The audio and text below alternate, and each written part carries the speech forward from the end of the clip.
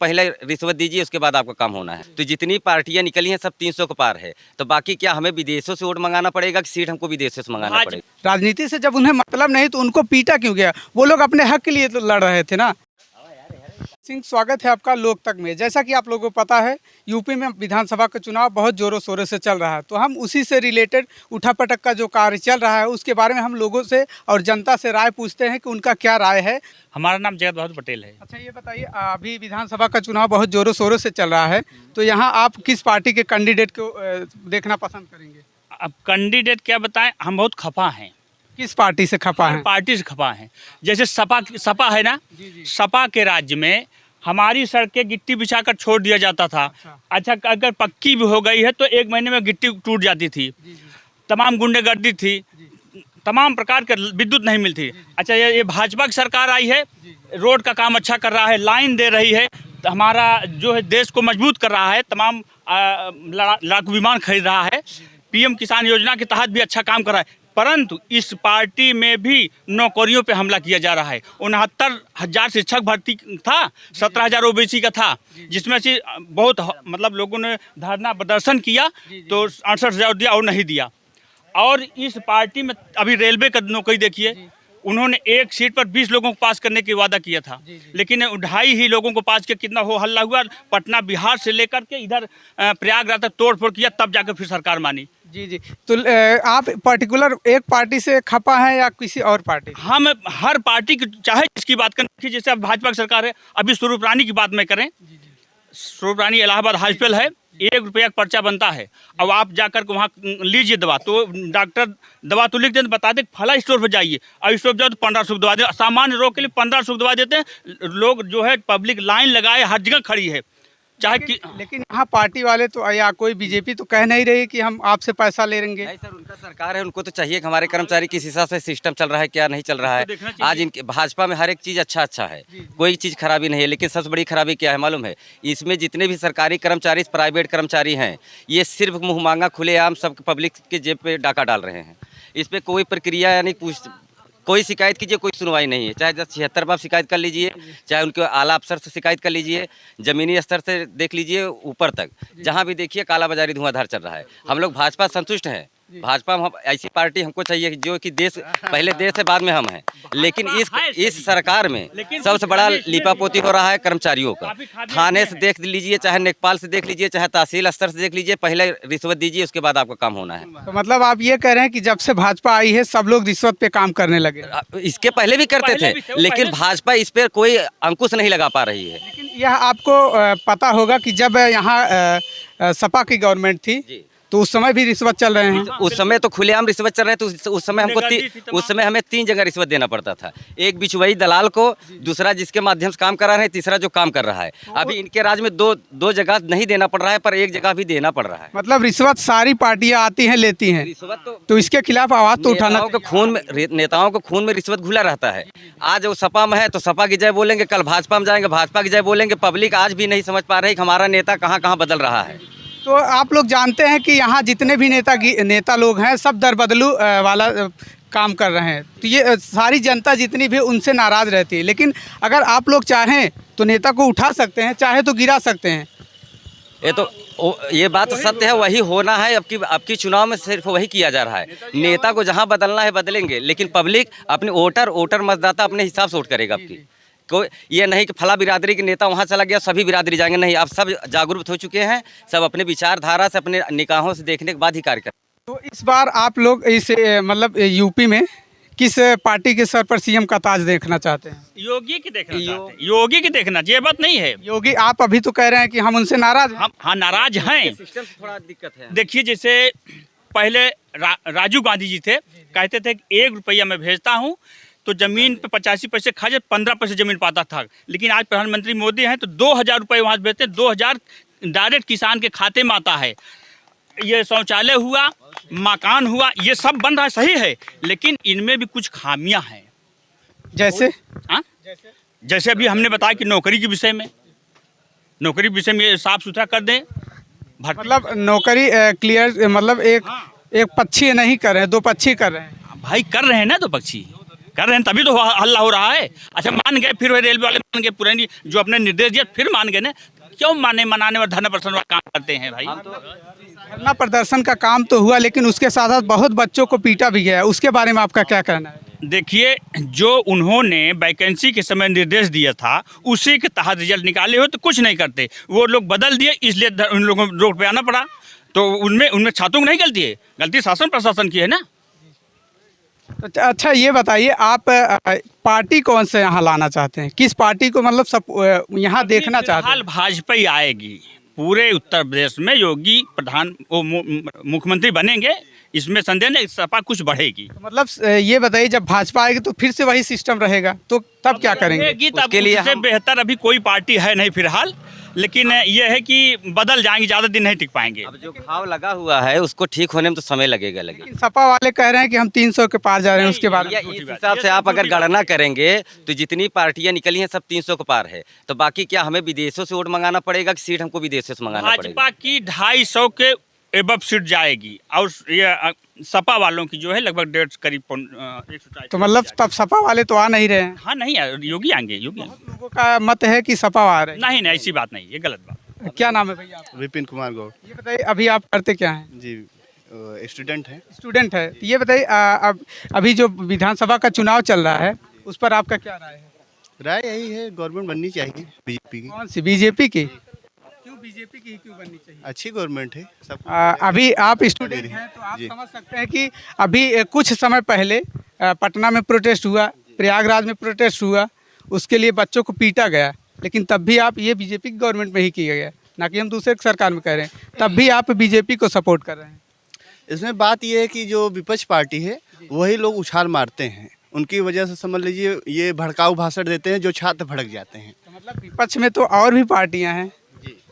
ये लोग आज नहीं तो कल विपक्ष में बीजेपी भी जाएगी, जी। मतलब यही काम बीजेपी भी अभी समय लगेगा विपक्ष में जाने के लिए बीजेपी को, अभी तो 20 साल 25 साल राज करेंगे। चलिए ठीक है। नेता तो जी हैं हमारे। तो देख सकते हैं यहाँ की जितनी भी जनता है उनका क्या राय है, वो लोग बीजेपी को ही लाना चाहते हैं, लेकिन अभी बहुत सारी पार्टियां अपना अपना मत रख रहे हैं कि हम आ रहे हैं, बहुमत के साथ आ रहे हैं। तो चलिए हम यहाँ के जिला पंचायत सदस्य मिलते हैं और उनसे बात करते हैं वो किस पार्टी को सपोर्ट कर रहे हैं और किस पार्टी को यहाँ लाना चाहते हैं। नमस्कार सर। नमस्कार, बहुत बहुत धन्यवाद।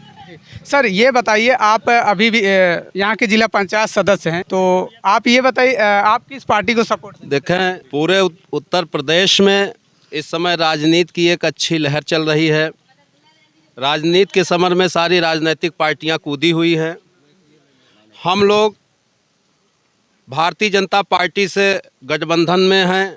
हमारी पार्टी अपना दल ऐसा है जिसमें हमारी नेता बहन अनुप्रिया पटेल जी हैं और वो केंद्र में भारत सरकार में मंत्री भी हैं, और उन्हीं अपना दल ऐसे से मैं जिला पंचायत सदस्य हूँ। सबसे पहले तो हम क्षेत्रीय जनता जनार्दन को बहुत बहुत धन्यवाद एवं आभार प्रकट करते हैं कि उन लोगों के सहयोग और सौजन्य से आज इस वार्ड नंबर 3 के क्षेत्र को अपने घर का अपना बेटा, अपना भाई जिला पंचायत सदस्य के रूप में आप लोगों के ये क्षेत्रीय जनता का ही सहयोग है और सर्व समाज का सहयोग है।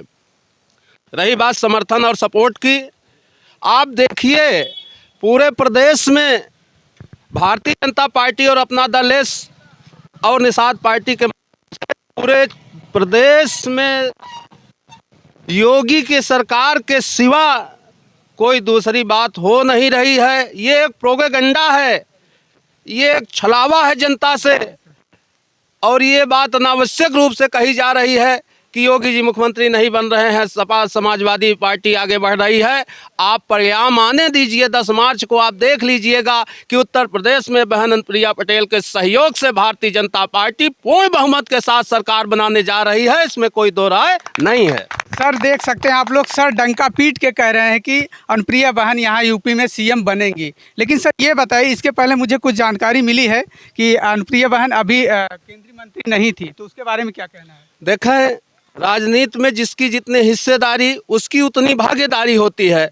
आपको हम 2004 से 2009 और 2009-2014 के केंद्र की आपको थोड़ा सा बताना चाहेंगे और अपनी बात को और स्पष्ट करना चाहेंगे। आपने देखा था यूपीए फर्स्ट में मनमोहन सिंह जी प्रधानमंत्री थे और यूपीए सेकंड में भी मनमोहन सिंह प्रधानमंत्री थे, और उत्तर प्रदेश की कुछ ऐसी राजनीतिक पार्टियां थी जैसे सपा और बसपा, इन लोगों ने बाहर से समर्थन दिया था और समर्थन के ही बल पर वो यूपीए में मनमोहन सिंह जी भारत के प्रधानमंत्री थे। अगर ये लोग चाहे होते बाहर से समर्थन देने की बदौलत अगर अपनी मांग रखे होते, आप बैकवर्डों के नेता बनते हैं, आप पिछड़े सोचतों के नेता बनते हैं, आप कमेरा के समाज के नेता बनते हैं, आप न्यायिक आयोग के हक की बात करते हैं, आप रोस्टर प्रणाली 2000 की बात करते हैं, आप ओबीसी के लिए आरक्षण की बात करते हैं, तो आप 2004 से 9 में कहां थे? किस आरक्षण की बात आप कर रहे थे? आप 2009 से 2014 में कहां थे? अगर आप केंद्र से अगर समर्थन वापस ले लेते तो माननीय मनमोहन सिंह की सरकार ना चल पाती। और हमारी नेता बहन अनुप्रिया पटेल के पास सिर्फ 2 सांसद हैं और पूरे भारत में पूर्ण बहुमत के साथ प्रधानमंत्री जी श्री नरेंद्र मोदी जी भारत के यानी बीजेपी से प्रधानमंत्री हैं। अगर हम 2 सीट वापस भी ले लें तो उनकी सरकार गिरने वाली नहीं है। हमारी संख्या कम है, फिर भी आपको हम उदाहरण देते हैं कि हमने यानी हमारी नेता ने रोस्टर प्रणाली 2000 को यूनिवर्सिटियों में लागू कराया। न्यायिक आयोग की मांग की लड़ाई आज तक जारी है। 69,000 की जो वैकेंसी शिक्षक भर्ती की हुई थी, आपके हस्तक्षेप यानी माननीय प्रिया पटेल के हस्तक्षेप से 6,000 ओबीसी बैकवर्डों की सीट बढ़ाने का काम अगर किसी ने उत्तर प्रदेश में किया है तो बहन प्रिया। हम आपको बताएं, उत्तर प्रदेश और भारत में बिहार ये 2 ऐसे राज्य हैं, हम जातिगत की बात तो नहीं करते, लेकिन फिर भी सारे समीकरण जो राजनीति के हैं वो जातिगत आंकड़ों पर ही निर्धारित करते हैं। हम आपको उदाहरण देना चाहते हैं, पूरे उत्तर प्रदेश में 9% यादव की संख्या है, पूरे उत्तर प्रदेश में 27% मुस्लिमों की संख्या है, पूरे उत्तर प्रदेश में 12% कुर्मियों की संख्या है और पूरे उत्तर प्रदेश में 7 से 7.5% मौर्य समाज की संख्या है। अगर ये मौर्य समाज कुर्मी समाज पार्टी के साथ गया था, चाहे वो बसपा के साथ गया हो तो बहन मायावती जी उत्तर प्रदेश की मुख्यमंत्री बनी, अगर सपा के साथ गया तो माननीय अखिलेश यादव जी उत्तर प्रदेश के मुख्यमंत्री के बने। हम आपको यह स्पष्ट कर देना चाहते हैं कि भारत में एक भूचाल सा गया है कुर्मी समाज और अन्य कमेरा समाज मौर्य समाज की, और इसी नतीजा है कि चुनाव आते ही सही लेकिन केंद्र में भारत सरकार में अनुप्रिया पटेल को वो स्थान मिला जिसकी वो हकदार थी और आज आप देखें कि वो मंत्री हैं। सर ये बताइए, जी ये बताइए सर, आप कह रहे हैं कि जो जातिवादिता का राजनीति चल रहा है, तो क्या बीजेपी भी जातिवादिता पे राजनीति कर रही है?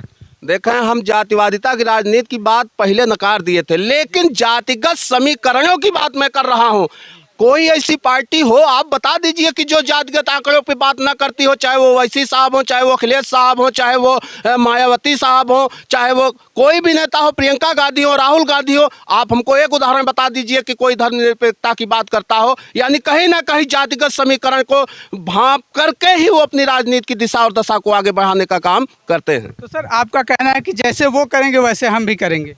हम ऐसा नहीं कह रहे हैं कि जैसे वो करेंगे वैसा हम करेंगे। हमारी केंद्र में हमारी भागीदारी है, प्रदेश में हमारी सरकार बनने जा रही है और हम प्रदेश में एक अच्छे बहुमत से सरकार बनाने जा रहे हैं, लेकिन हमारी अपना दल की उसमें एक अच्छी भूमिका होगी। हमारे मौर्य समाज से माननीय केशव साहब जी अगर बीजेपी के समर्थन में लगे हुए हैं तो बाहर से हम लोग भी गठबंधन के माध्यम से अनुप्रिया पटेल की अगुवाई में बीजेपी के समर्थन में लगे हुए हैं, लेकिन जैसा वो कर रहे हैं वैसा हम कहाँ कर रहे हैं। हमने सड़कें बनवाई, हमारी सरकार ने विकास किया, हमारी सरकार ने इंफ्रास्ट्रक्चर को तैयार किया, हमारी सरकार ने शोषित दलित वंचित कमेरा समाज के लोगों के उत्थान के लिए अनेक प्रयास किए हैं। ये बात अलग है कि थोड़ी बहुत खामियां हैं जिसको धीरे धीरे दूर किया जाएगा। इतना बड़ा गड्ढा था, इतनी चौड़ी खाई थी जिसको पाटने में समय लगेगा। हम वो नहीं कर रहे हैं जो वो किए थे। वो दंगा कर रहे थे, वो फसाद कर रहे थे, वो झगड़ा करा रहे थे, वो बंटवारा करा रहे थे। हम एकता की बात करते हैं, हम सरदार पटेल के मार्ग पर चल करके भारत और उत्तर प्रदेश के विकास की बात करते हैं। सर आप कह रहे हैं कि दंगा फसाद अगली पार्टी करवा रही थी, लेकिन आपके ये जो बीजेपी की सरकार है इस पार्टी में भी तो दंगा हो रहा है। 5 साल में कोई एक दंगे का उदाहरण आप बता दीजिए। दंगे की बात नहीं कर सर, जो ये अभी हुआ स्टूडेंट को लेकर, इसके लिए स्टूडेंट के लिए विकास कहाँ है?